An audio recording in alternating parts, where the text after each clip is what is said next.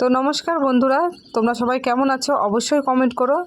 আমি রিঙ্কি আবারও চলে আসলাম তোমাদের সঙ্গে এক নতুন ব্লগ ভিডিও নিয়ে। তো আমি দেখো সকাল সকাল ঘুম থেকে উঠে তো সর্বপ্রথমে আমি বিছানাটা ভালো করে গুছাই নিচ্ছি। বিছনা গুছাই নেওয়ার পরে আমি ঘর দুয়ার ঝাড়ঝাঁটা পরিষ্কার করব। আরও বিভিন্ন অনেক রকমের কাজ আছে বাড়িতে, তার কারণ আজকে বাড়িতে পুজো আছে, সেই জন্য আরও কাজ বিশেষ করে বেশি। তো এক এক করে সম্পূর্ণ কাজ করছি। তো এই যে এখন আলনাটা গুছাই নিচ্ছি, তার কারণ জামা কাপড় এত নোংরা করে আলনা অগোছলো করে রাখে মেয়েটা আমার, খুবই একটু দুষ্টু টাইপের। তো সম্পূর্ণ সব কাজকর্ম সারার পরে তো গা হাত পা খুব গরমে চিটচিট করছিল। তো আমি তো চানটাও সারে নিলাম, চান করে দেখতেই পাচ্ছ আমি সিঁদুর দিয়ে নিচ্ছি।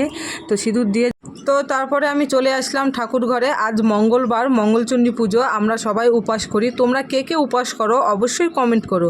পূজা পার্বণ করতে দেখো সবাইকে ভালো লাগে। আমি সব কিছু গুছিয়ে নিলাম সুন্দর করে, আর পূজাটাও স্টার্ট করে দেখো সব কিছু করার পরে গুছানোর পরে আমি পুজো আমার প্রায় হয়ে আসছে। আমি আরতি করে নিলাম। আরতি করার পরে আমি সুন্দর করে মা মঙ্গলচণ্ডীর পাঁচালিটা পরব। তো যে এটা হাতে নিলাম সেটা হাতে আমরা বলি লক্ষ্মী। এই লক্ষ্মী কলাপাতা আর দিয়ে তৈরি করি। তো এটা নিয়ে পাঁচালি শুনতে হয়। তো আমরা পাঁচালিটা এইভাবেই শুনে নিব পড়ছি। তো পুজো করতে করতে প্রায় আমার সব কমপ্লিট হয়ে গেল। তো আমি এখন পূজা কমপ্লিট করে সাবুদানা প্রসাদটা আমি মাখিয়ে নিচ্ছি সবাইকে। তো প্রসাদ সবাইকে দেওয়ার পরে চলে আসলাম রান্না করতে। তো রান্নায় আজকে করব ডালিয়া। তো ডালিয়ার প্যাকেটটা কেটে নিয়ে আমি ডালিয়াটাকে ভালো করে জল দিয়ে কিছুক্ষণের জন্য ভেজাই রাখবো, তাতে ফুললে খুব সুন্দর রান্নাটা হবে। তো শুধু তো ডালিয়া হবে না, ডালিয়ার সঙ্গে হবে পাঁচমিশালি ঘন্ট, যেমন পুঁই ডাঁটা, মিষ্টি লাউ, বেগুন, আলু, পটল, ঝিঙে দিয়ে 5 রকমের সবজি রান্না করব, আর সঙ্গে থাকবে পাঁপড় ভাজা। তো তোমরা কে কে পূজা করে কি খাও অবশ্যই কমেন্ট করো। আমরা সবাই লুচি, রুটি, পরোটা এইসব খায়, তবে আমার ভালো লাগে না, সেই জন্য আমি খাই না। তো আজ শুধু আমি একা না, আরও কয়েকজন খাওয়া দাওয়া করবে। তো আমি ডালিয়া বানানোর জন্য দেখো আদা জিরা বেটে নিয়ে ডালিয়াটাকে ভেজে নিলাম। সুন্দর করে ভাজে নিয়ে যে ওদিকে মুগ ডাল সিদ্ধ করতে বসিয়েছি, তো ওর মধ্যে ডালিয়াটা ছেড়ে দেবো, তাহলে খিচুড়ির মতন এত সুন্দর হবে, বলার মতন না। একটু আদা জিরার বেটে দিলে খুব টেস্ট হয়, সেই জন্যই। তো ডালিয়াটা আমার কমপ্লিট প্রায়। এখন পাঁচমিশালি সবজির দিকে আসছি। তো ওই সবজিটাকে ভালো করে প্রথমে ভেজে নিয়ে সুন্দর করে সবজিটাও তৈরি করব। তো ডালিয়া এই যে ফুটতিছে তোমরা দেখতেই পাচ্ছ।